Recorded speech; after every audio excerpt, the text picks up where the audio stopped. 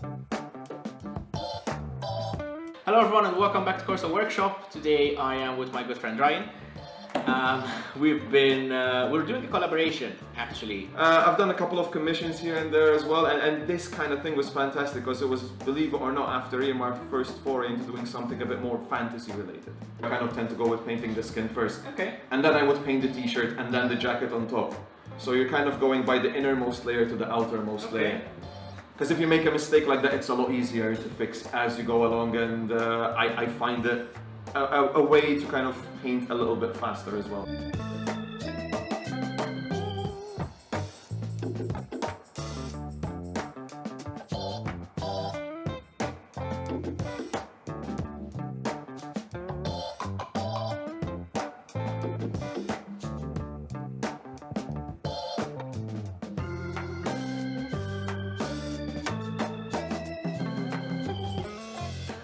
So we've painted and shaded two main areas on the miniature. We've done the base and we've also done all the skin parts. So that would be his face, his neck, and his exposed hands underneath the gloves. We've gone about with working with two thin coats usually. You try and thin down your paints with a little bit of water, A, to flow better, and B, so that you don't obscure the details. And two thin coats is always better than one thick coat. Very important that in between each layer you let the paint dry. Because otherwise you will mess up the layer underneath. So this is where what I was doing is that the first layer of skin, then went and painted the base while that layer of skin was finishing, and then went back to this because in the meantime it would have dried. If you are painting on something which is what we'd call a batch painting, like let's say you're doing an entire squad of Space Marines or whatever, usually by the time, like let's say you finished the one color on one model and you go through them like a conveyor belt, by the time you go back to the next one, the first one, it's already dried. So you can kind of keep rotating it like that, and it gets to such a fast process. So if you are feeling intimidated with painting like a big batch of models like that, that's usually the best way to do it. So I also noticed that you started also working on the base, as you mentioned. And I can see a couple of different hues on the base. So does it mean that the base is usually finished before the rest of the model, or is it something that goes along like in the same order of steps? For me, it depends also on the kind of base that I'm doing as well.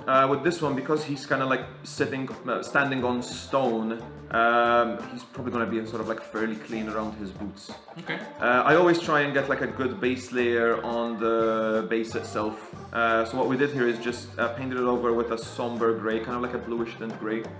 And after that dried, we put a couple of different splotches of a green wash, a brown wash, and a black wash to kind of make it look a little bit old and weathered.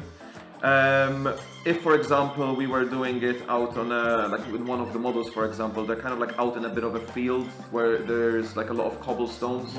So that would be, for me, dictate that it's a bit more of a dustier environment, like a deserty kind of environment. So with that, I would do the base colors of the base first and the shading, but then for the dry brush, I would do it at a later stage when the whole model is finished. Because what I'll do is I will drag a bit of dry brushing on the boots as well to show that someone's been threading along there. And again, it's these small kind of things just give character to your model. So if it's someone in heavy armor, they're going to be kicking up a lot more dirt than, let's say, a dainty elf where she could trounce along without, barely leaving a footstep in. So with her, I wouldn't do kind of like any heavy dry brushing on her feet in that case, because they're elegant, they can kind of glide through, whereas someone in big heavy armor is going to be kicking up a lot of stuff. So while the washes dry, or after they dry, we're just going to, for the base, get a bit dry brush of a much lighter gray, and then just do some fine brush highlighting on the individual slabs of stone. And then we will start highlighting the skin back up now that we've got the shade, and after that we can paint the dreaded eyes before moving on to the next part. Okay, cool. Looking forward to that, so let's get back into it. Thank you.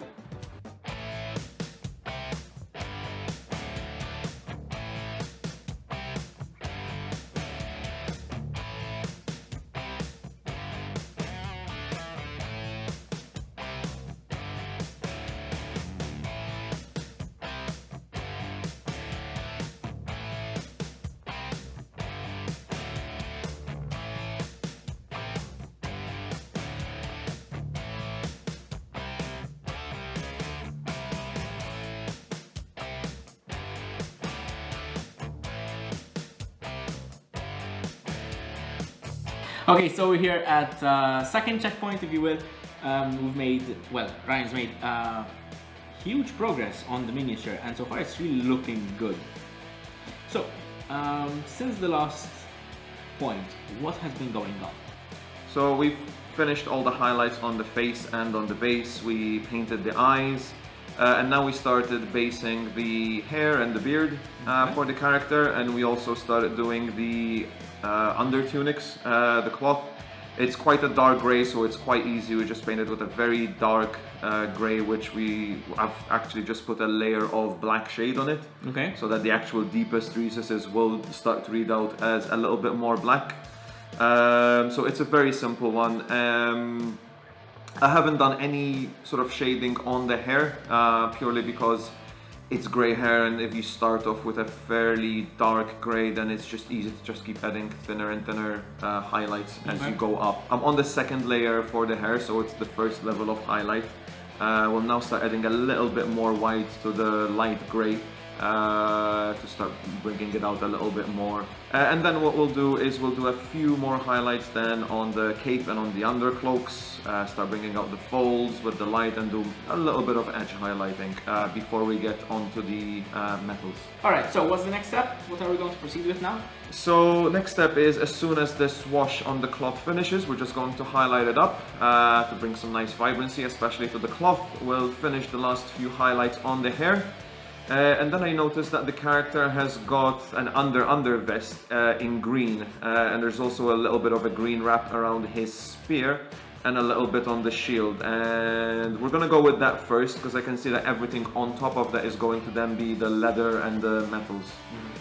So after we finish those highlights, we will start with the green parts, which I think was a very good choice of color because it just really brings that very earthy kind of tones, and it helps warm down all the metallic armor.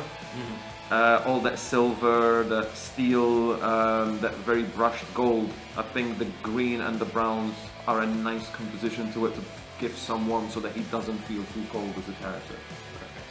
Yeah, that was actually Jason plays Simmons on D&D.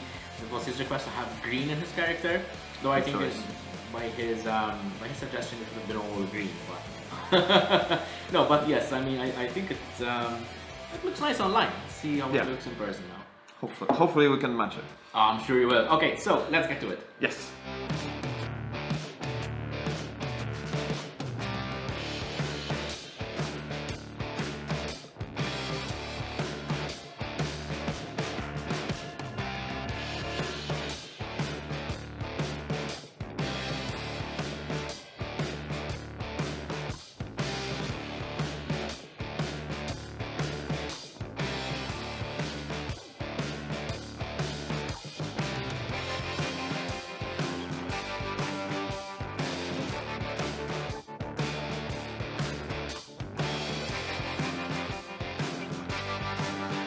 So we're back on the third checkpoint now, whatever we're calling them.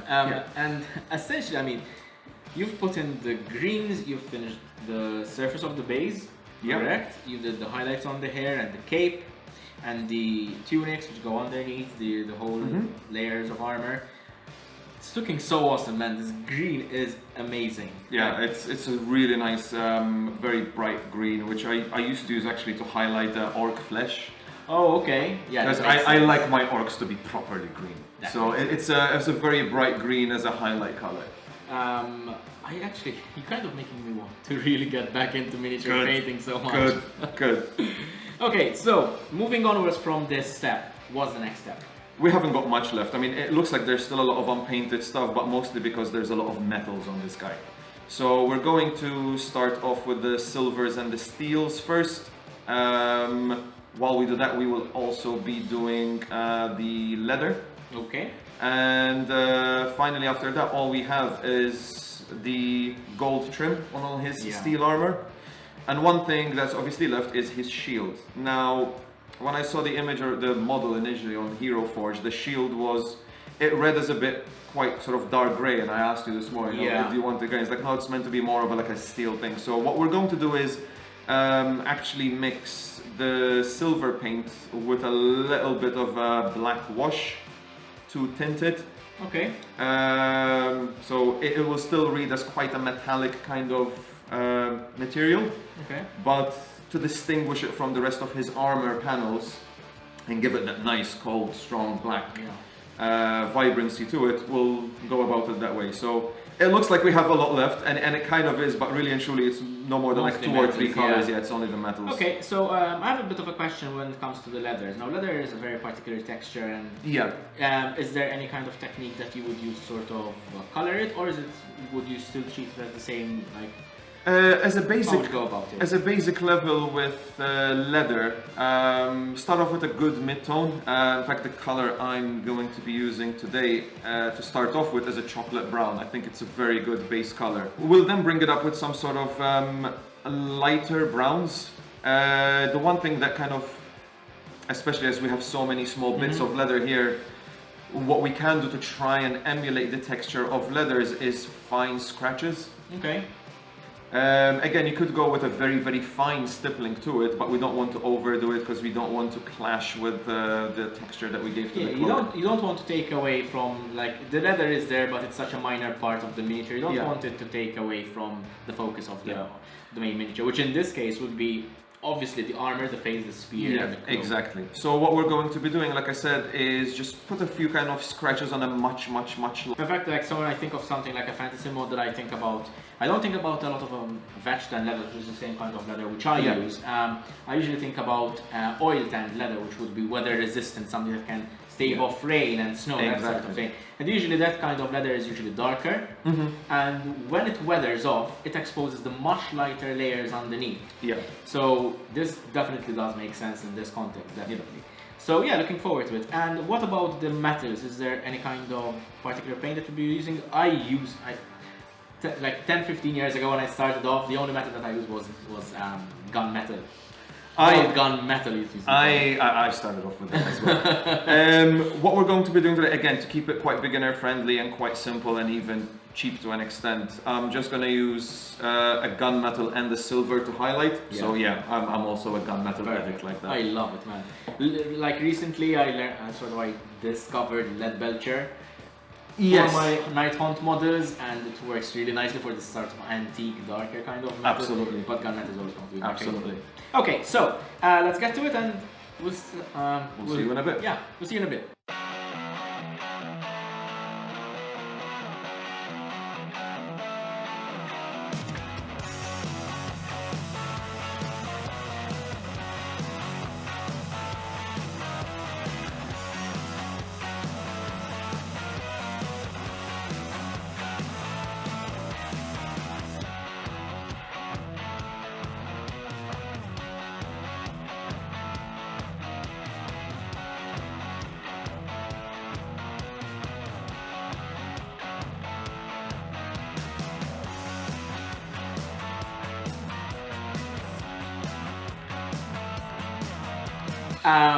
The last few steps. Let's go through the last few steps that we did, and then sort of, I think, we'll get a few shots of the other miniatures as well, because they're really awesome. So tell us a little bit about it. So like I said, we were at the home stretch. So all we did was shade gold, and like the recessed areas is a bit more mottled, not so shiny, especially down below, which wouldn't see the sunlight directly from above. But yeah, it really tied them very, very well together. I think the combination of the gold really matches well with his outfit. After that, we, as we talked about earlier, black rimmed the base, just so that there's a uniformity on there with the rest of the models, and a little bit of fluorescent red magenta on his gem on his little ring, which I'm sure you'll see in the close-up a little bit better. I'm really surprised at how good that looks, because looking at it from the bottle, it looks like this very stock highlighter red. Yeah. Or sort of like very fluorescent reddish orange. But when you put it on the miniature, it really looks great. I kind of like using it sometimes for things like this, because the problem with the fluorescent paints is, and it's every brand that I've tried, it's quite thick and jelly and gooey. So it doesn't really flow well off the brush, but when you've got it for a gem like this, because it kind of just goes into a drop and it forms that little bubble, it kind of gets that natural orb kind of curvature shape to it with it, which on a ring like this, I think it looks pretty cool. Perfect.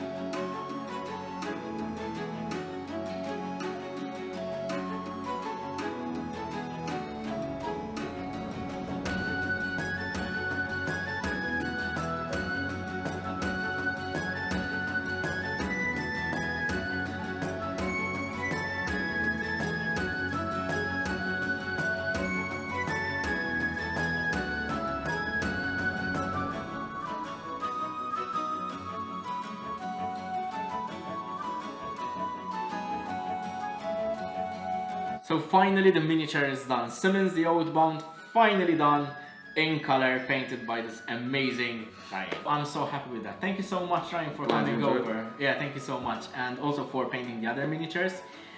So yeah, don't forget, tell us a little bit where other people may find your work. I have got an Instagram page. It's called Farklectomy. There'll be a link in the description. It's essentially miniatures and cosplay, although I think for the last year I've pretty much only been doing miniatures, and the cosplay's gone a bit to the side. In fact, we had been talking about doing a collaboration on cosplay and props a long time ago. For a very long time. Yeah, that's actually how we started to get to know each other. Yeah, exactly. To cosplay. He's actually done a few really good cosplays. One that really comes to mind is the Batman Ronin. Yeah, Ronin Batman was cool. Sorry, Ronin Batman. That's awesome, man. I really love that. And I think that was the last Comic-Con that we actually attended together. Exactly. Before COVID. Exactly, pre-COVID, yeah. I've only, I think, actually done one more costume since then that was actually finished, which was for last year's Comic-Con, which was like the online one. Yeah. I am still working on a project. It is nearly finished in terms of build. Just need to eventually assemble it, build a couple of small parts, and then paint it. And since I've been into Warhammer 40k so much, I'm doing my own custom version of a Space Marine. It's a crossover of two of my favorite franchises, Warhammer 40k and God of War. So I'm doing like a Primarch Kratos, really. Oh my god, that sounds awesome. Since for the last 40,000 years, not even the Emperor himself managed to kill a Chaos God, I figured it's about time the 40k universe gets a proper God killer in to try and take down Chaos. Can't wait to see it, man. Thank you so much for coming, man. Thank you. Honestly, thanks so much for this. The collaboration is awesome. Your miniatures, they look amazing. So for more pictures of miniatures and for more of Ryan's work, visit his Instagram page. I have links in the description below. And also for his cosplay stuff, which is pretty awesome. Thank you so much for watching. If you'd like to leave us a comment below to let us know what you think of this kind of project video. So yeah, I think highlighting local talent is also one of the things that I'm really fond of, and obviously you're one of the most talented local people I know. Honestly, it's been such a pleasure. As always, you can follow Corso Workshop on Instagram and Facebook, and please don't forget to subscribe, it helps us out a lot. If you like the video, please feel free to leave a like. In the meantime, I think we'll just wrap up the video and say we'll see you next time for the next project, which is probably be the next natural step in this miniature project. So until then, we'll see you next time. Goodbye.